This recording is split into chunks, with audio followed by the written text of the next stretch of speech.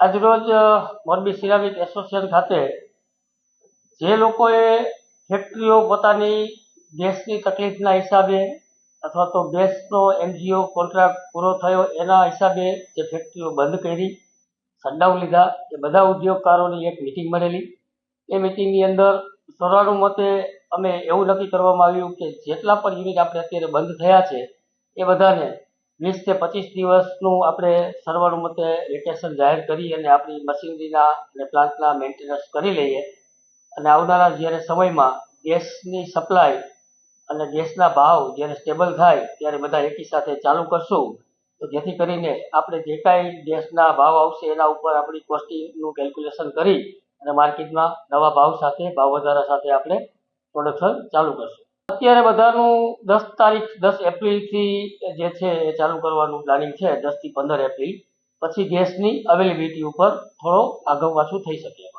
આજની તારીખ સુધીના અમારી પાસે જે એસોસિએશનના મેમ્બરોના જે રેકોર્ડ છે મુજબ 430 કંપનીઓ જે છે એ બંધ થઈ ચૂકી છે અને અમુક જે કંપનીઓ છે કે જે ગુજરાત ગેસમાં અત્યારે ચાલુ છે પણ એમના જે એમજીઓ કરાર જે છે 80% મુજબ પૂરા થતા હોય તો એમને પણ બંધ કરવાનો વારો આવશે એવું અમને લાગી રહ્યું. તો એ તો જાણવું રહ્યું કે કોઈને 5 દિવસ ચાલે, કોઈને 7 દિવસ ચાલે, કોઈને 28 તારીખ સુધી ચાલે, પણ જેમ જેમ ગેસનો વપરાશ એમનો પૂરો થતો જશે એમને એમ શટડાઉન આવશે એવું લાગે. હા, અત્યારે સરકારશ્રી તરફથી અમને ખાતરી આપવામાં આવી છે કે તમે અત્યારે અમને ગેસ જે છે એ ક્વોન્ટિટી અમે કહેશો તો તમારે જોઈએ એટલો ગેસ માર્કેટના જે કાંઈ ભાવ હશે એ ભાવ પ્રમાણે તમને આપવામાં આવશે એવી અમને સરકારશ્રી તરફથી પણ ખાતરી આપવામાં આવી છે અને એમને અમારે વધીને 1 અઠવાડિયાની અંદર અમારે આવતા મહિનામાં કેટલો ગેસ જોઈએ છે એનો અમારે એક ટેન્ટેટિવલી આંકડો આપવાનો રહેશે. પ્રોપેન અને ગુજરાત ગેસ આ બધી વસ્તુ જે છે એ ઇન્ટરનેશનલ માર્કેટ ઉપર ડિપેન્ડ હોય છે. અત્યારે જે યુદ્ધનો માહોલ છે એમાં તો આખું માર્કેટ અનસ્ટેબલ છે. તો આવનારા સમયમાં પ્રોપેનનો ભાવ હોય કે નેચરલ ગેસનો ભાવ હોય એ ભાવ બધો અત્યારે તો ઊંચો જ રહેવાનો છે એવું અમને લાગી રહ્યું છે. પણ જેમ જેમ યુદ્ધની પરિસ્થિતિ થાળે પડતી જશે પછી ભાવ જે છે થોડા નીચા આવશે અને સ્ટેબલ થશે.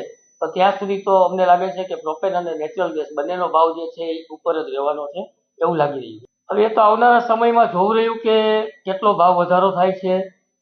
ખાલી એક ગેસથી ભાવ વધારાથી નથી પતતું, એની સાથે સાથે બીજા રો મટીરિયલના પણ ભાવ વધશે, એની સાથે સાથે ડીઝલ પેટ્રોલના ભાવ વધશે તો ટ્રાન્સપોર્ટેશન પણ મોંઘું થશે.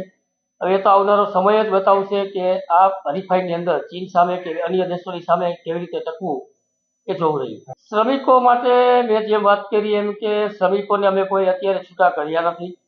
શ્રમિકોને જે અમારા પ્લાન્ટની અંદર જે કામ કરતા હોય દરેક શ્રમિકોને મેન્ટેનન્સ દરમિયાન અમારે એમની જરૂર પડતી હોય છે તો એમનું અત્યારે જે કાંઈ કામ છે એ ચાલુ રહેશે.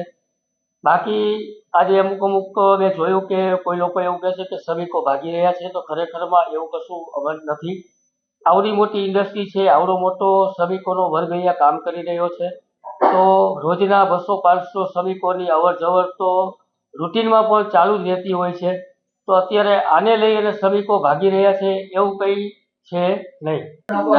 શ્રમિકોમાં અમારી પાસે 2 કે 3 ટાઈપથી શ્રમિકો હોય. એક જે અમારા શેઠ ખાતામાં જે અમારા સુપરવાઇઝરો હોય, ઇન્ચાર્જ હોય, ઓફિસ સ્ટાફ હોય એ બધાને તો વેતન ચાલુ જ રહેતું હોય. વાત કરીએ તો પછી અમુક કોન્ટ્રાક્ટ બેઝ ઉપર કામ કરતા હોય તો અમે કોન્ટ્રાક્ટરને અમે છૂટા કરી દેતા હોય. જે મશીનરીના મેન્ટેનન્સ થઈ જાય પછી એ કોન્ટ્રાક્ટર જો બીજા પ્લાન્ટ ચાલુ હોય તો એમને ત્યાં મજૂરોની સગવડતા કરી અને એમની રોજગારી છીનવાયની એવી પ્રયત્નો કરતા હોય. તો હાલ અમે અત્યારે કંઈ એવું અમે કોઈને છૂટા કર્યા કે અમે કોઈને અત્યારે બેરોજગાર કર્યા એવું કશું છે નહીં. નુકસાનની વાત કરીએ તો જો અમે આજે ઉદ્યોગકાર છીએ તો ઉદ્યોગકાર નફાથી અને નુકસાનથી તો ટેવાયેલો હોય અને આજે વૈશ્વિક પરિસ્થિતિ જે નિર્માણ થઈ છે એ પરિસ્થિતિમાં નુકસાન આજે છે તો કાલે ફાયદો થશે. પણ હવે આમાં તો અત્યારે કોઈ આંકડાકીય માહિતી આપવી એ મારી પાસે પણ આંકડા નથી. પણ જ્યારે સમય આવશે કે ચાલુ કર્યા પછી કે ત્યારે આ મોરબી ઇન્ડસ્ટ્રીને કેટલું નુકસાન થયું, શ્રમિકોને શું નુકસાન થયું કે સરકારને રેવન્યુમાં શું આ નુકસાન થયું એ બધું ચાલુ થાય પછી અમે આંકડાકીય માહિતી કદાચ આપી શકીએ.